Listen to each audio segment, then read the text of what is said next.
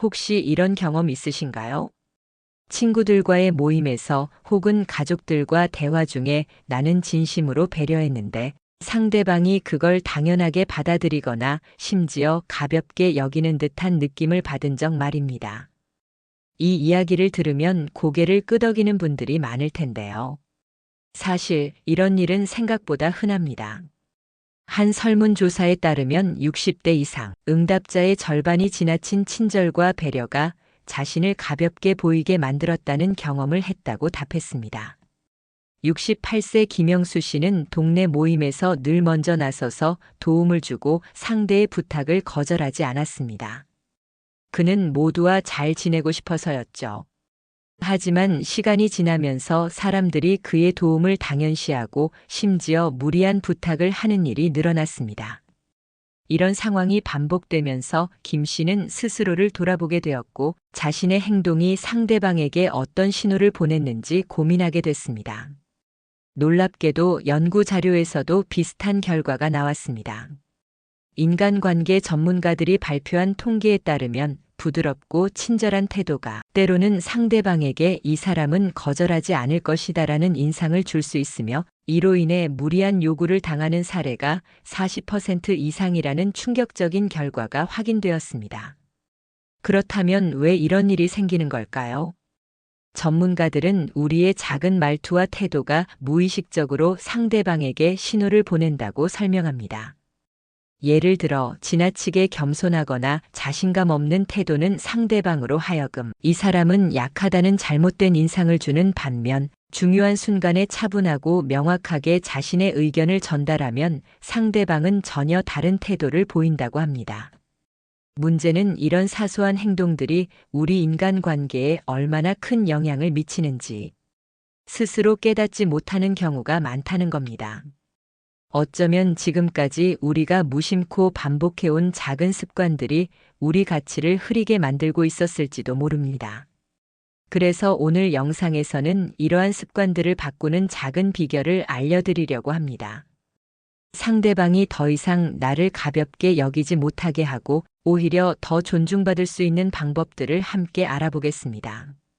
끝까지 시청하시면 내가 왜 존중받지 못했는지 그 이유를 이해하고 더 당당하게 자신을 표현하는 방법을 배우실 수 있을 겁니다. 지금부터 함께 시작해 볼까요? 첫 번째, 노자는 이렇게 말했습니다. 말이 많으면 궁핍해진다. 그의 가르침은 도덕경에서도 강조되었는데 불필요한 말을 줄이고 간결함과 침묵의 가치를 실천하라는 메시지를 담고 있습니다. 그런데 우리는 종종 대화를 오래 하고 많은 말을 해야 좋은 대화라고 착각하곤 합니다. 하지만 과도한 말은 오히려 대화의 본질을 흐리게 하고 상대방의 집중력을 떨어뜨릴 수 있습니다. 특히 노년층과의 대화에서는 간결하고 명확한 표현이 더 효과적입니다. 예를 들어 친구와 대화할 때를 떠올려 보세요. 여행 이야기를 나눈다고 가정해 봅시다. 제주도에 다녀왔어요. 바다가 정말 아름다웠습니다라고 간단히 이야기하면 상대방은 관심을 보이며 대화에 집중합니다. 하지만 첫날 아침에는 이곳에서 밥을 먹고 그 다음에는 여기를 갔고 저녁에는 이걸 먹었어요 라고 너무 세세하게 이야기하면 상대방은 피로감을 느끼거나 대화를 흘려듣게 되기 쉽습니다. 한 연구에서도 대화 중에 불필요한 정보를 과도하게 제공하면 청자의 이해도가 평균 70% 이상 떨어진다는 결과가 나왔습니다. 정보량이 많아질수록 상대방은 대화의 핵심을 놓치기 쉽다는 것이죠. 이 문제를 해결하려면 어떻게 해야 할까요? 첫 번째로 대화를 시작하기 전에 내가 전하고자 하는 핵심 메시지를 명확히 정리하는 연습을 해보세요. 내가 이 대화에서 정말 하고 싶은 말이 무엇인가? 라는 질문을 스스로에게 던져보는 겁니다.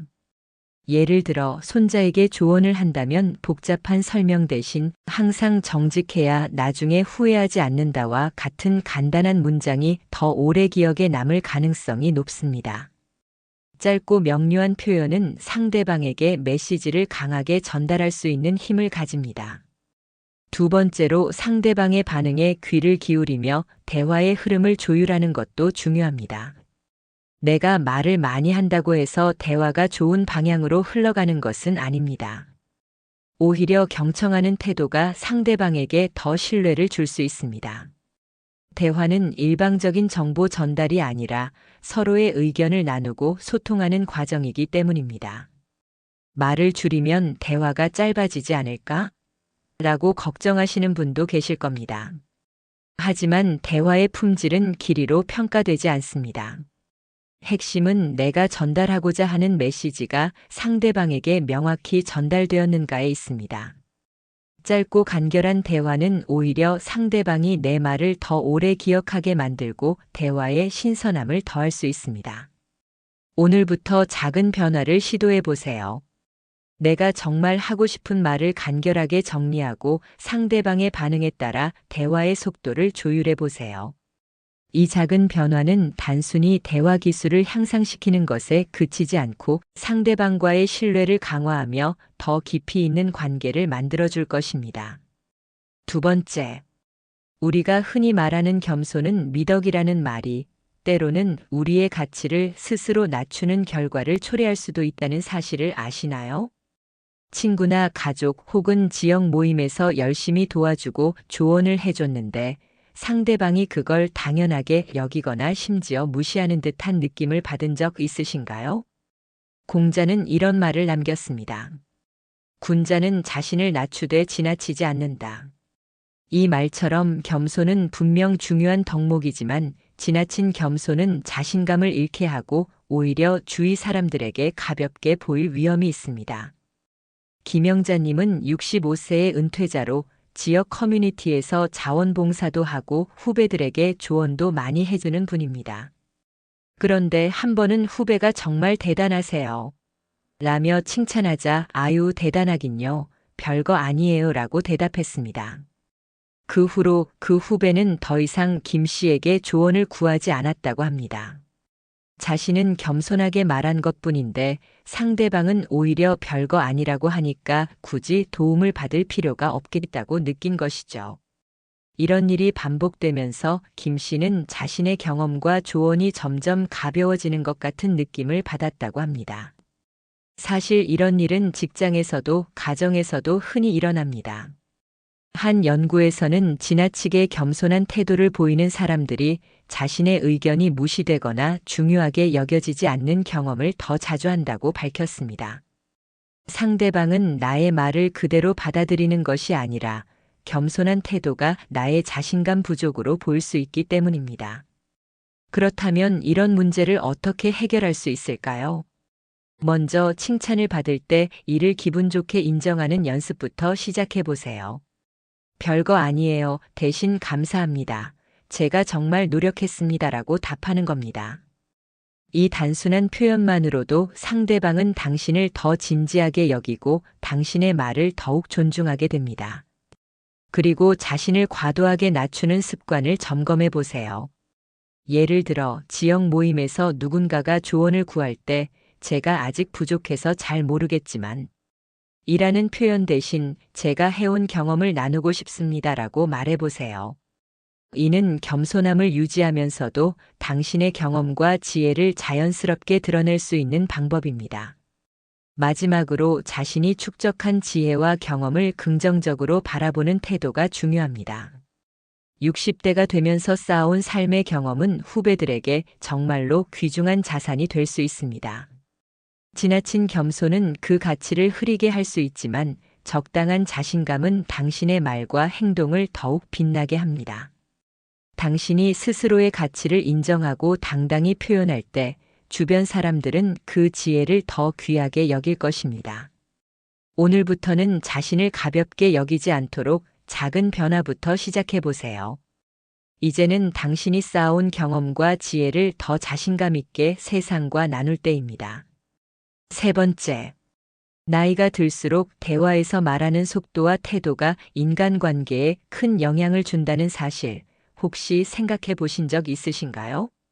말을 빠르게 하면 효율적이고 설득력 있다고 여겨질 때도 있지만 실제로는 그 반대인 경우가 많습니다.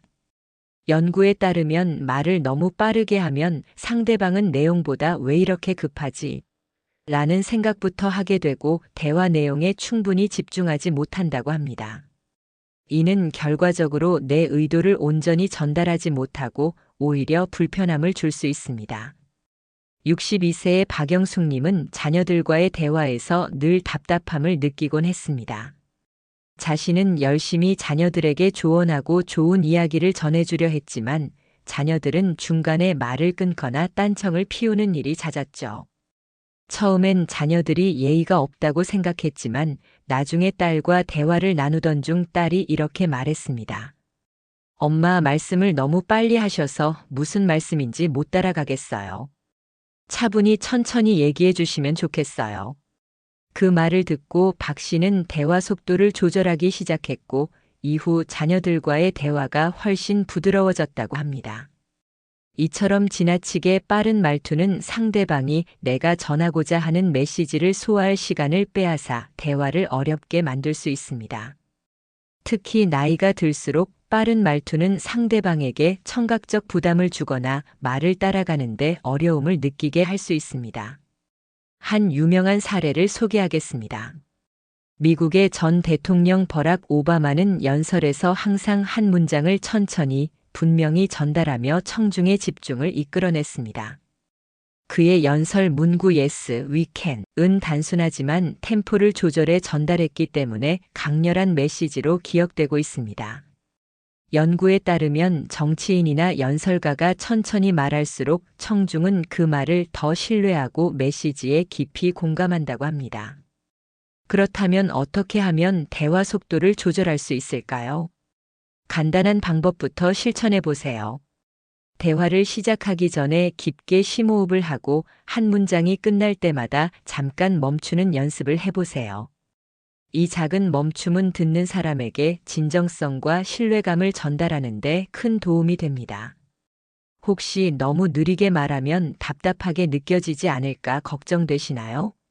천천히 말한다는 것은 단순히 속도를 늦추는 것이 아닙니다. 상대방이 내 말을 충분히 이해하고 받아들일 수 있도록 돕는 것이죠. 중요한 것은 속도가 아니라 전달력입니다. 오늘부터 간단한 연습을 시작해 보세요. 거울 앞에서 천천히 명확하게 말하는 연습을 해보는 겁니다.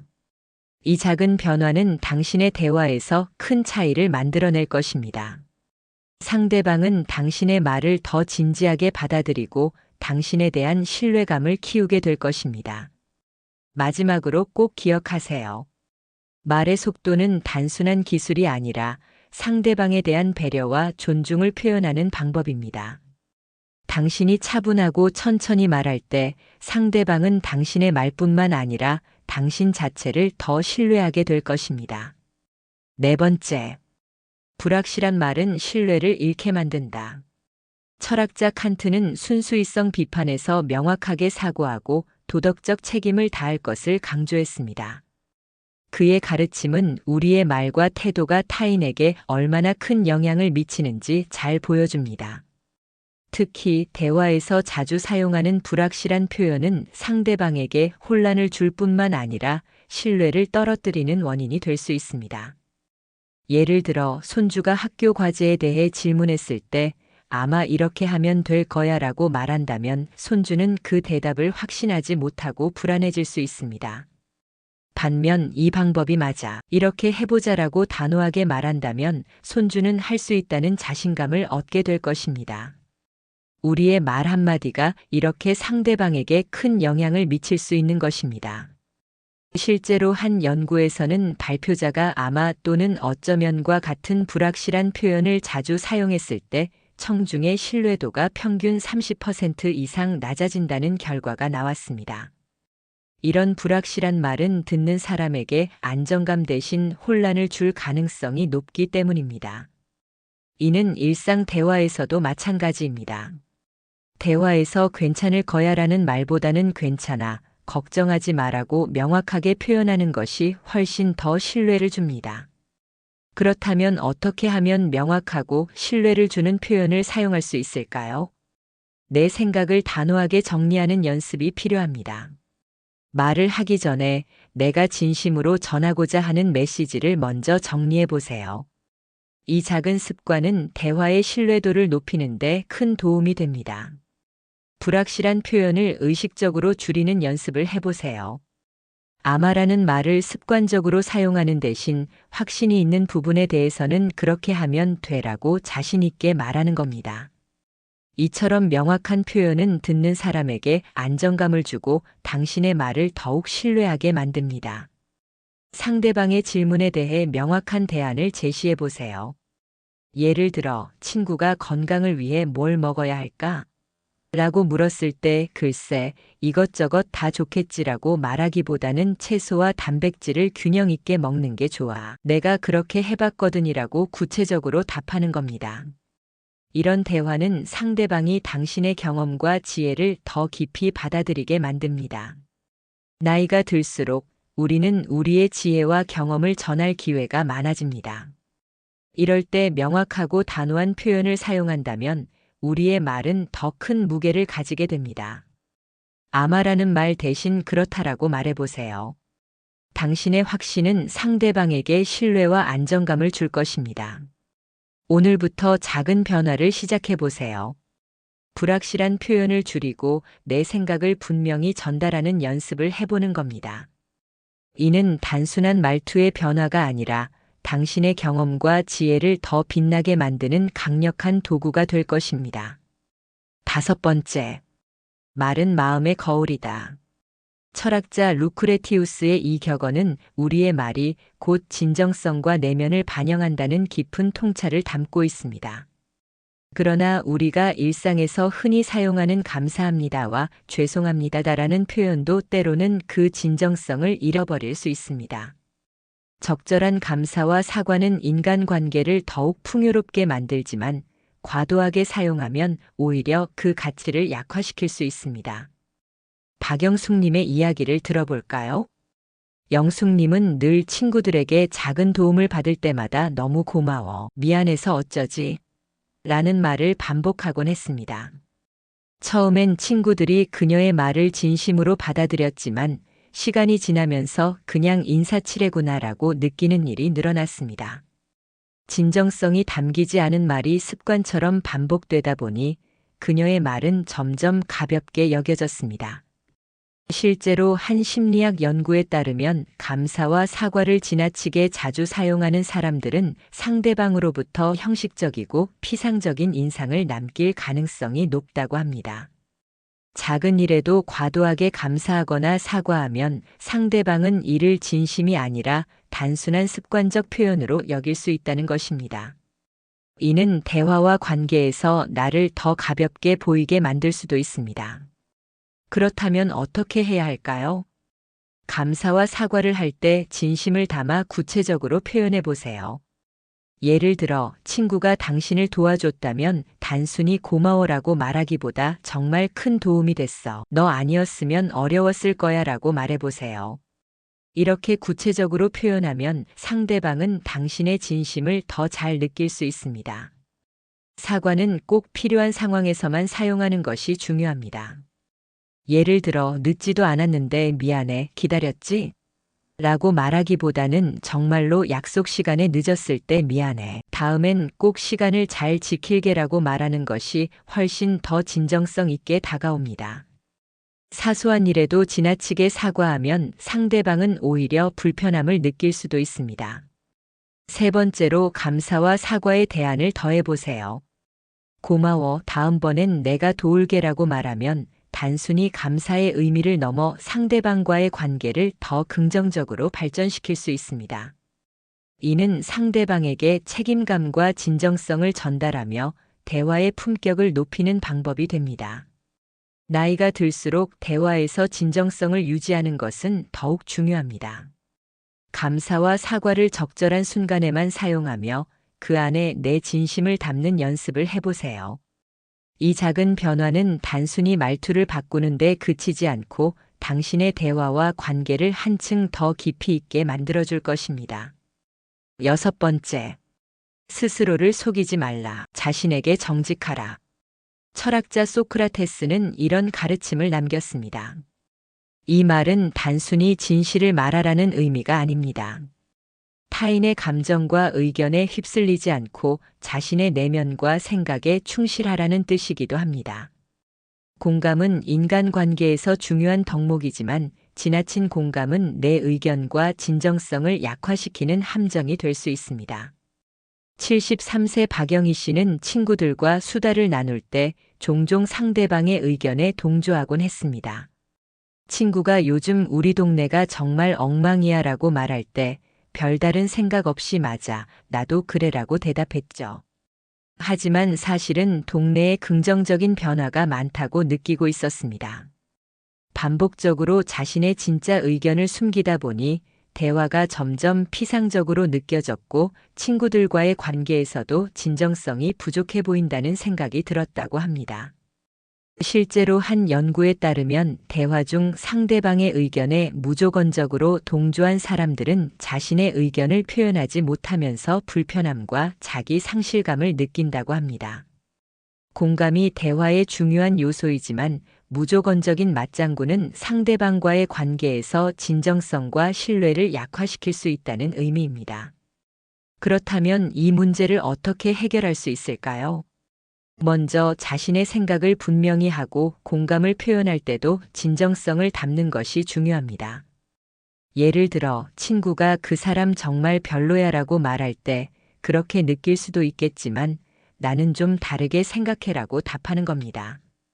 이런 태도는 상대방의 입장을 인정하면서도 자신의 의견을 표현하는 방법으로 대화의 균형을 맞추는 데 효과적입니다.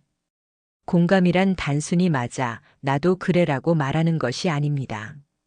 진정한 공감은 상대방의 입장을 이해하는 동시에 내 생각을 솔직하게 표현하는 데 있습니다. 특히 나이가 들수록 가족이나 가까운 사람들과의 관계에서 지나치게 동조하다 보면 내 의견이 점점 묻히고 상호적인 대화가 어려워질 수 있습니다. 반대로 적절한 공감과 함께 자신의 목소리를 내는 태도는 상대방에게 신뢰와 진정성을 전달할 수 있습니다. 예를 들어 손자와의 대화에서 너는 이렇게 해야 해라는 일방적인 말보다는 내가 보기에 이렇게 해보는 것도 좋을 것 같아. 넌 어떻게 생각하니? 라고 질문을 던져보세요. 이는 손자와의 대화에서 공감과 의견 제시를 조화롭게 이룰 수 있는 좋은 방법입니다. 오늘부터 대화의 방식을 조금만 바꿔보세요. 상대방의 의견을 이해하면서도 내 생각을 분명히 표현해 보세요. 이 작은 변화는 대화의 깊이를 더하고 당신의 진정성과 가치를 돋보이게 할 것입니다. 결국 진정한 공감은 타인의 감정을 존중하면서도 내 자신을 잃지 않는 데서 시작됩니다. 당신의 목소리가 담긴 대화는 상대방에게 신뢰를 주고 더 깊은 관계를 만들어갈 것입니다. 오늘 이야기 잘 들어보셨나요? 우리가 일상에서 자주 사용하는 말과 표현이 때로는 관계를 풍요롭게 만들기도 하지만 반대로 나를 잃게 만들거나 신뢰를 약화시킬 수도 있다는 사실 새롭게 느끼셨을 겁니다. 하지만 중요한 건 지금부터라도 작은 변화를 실천하는 것입니다.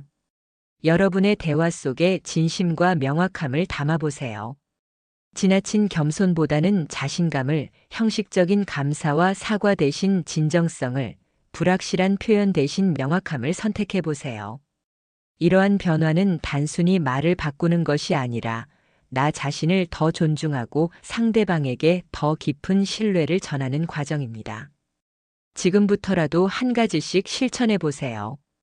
오늘 배운 내용을 기억하며 내 말이 누군가에게 긍정적인 영향을 미칠 수 있다는 점을 떠올리세요.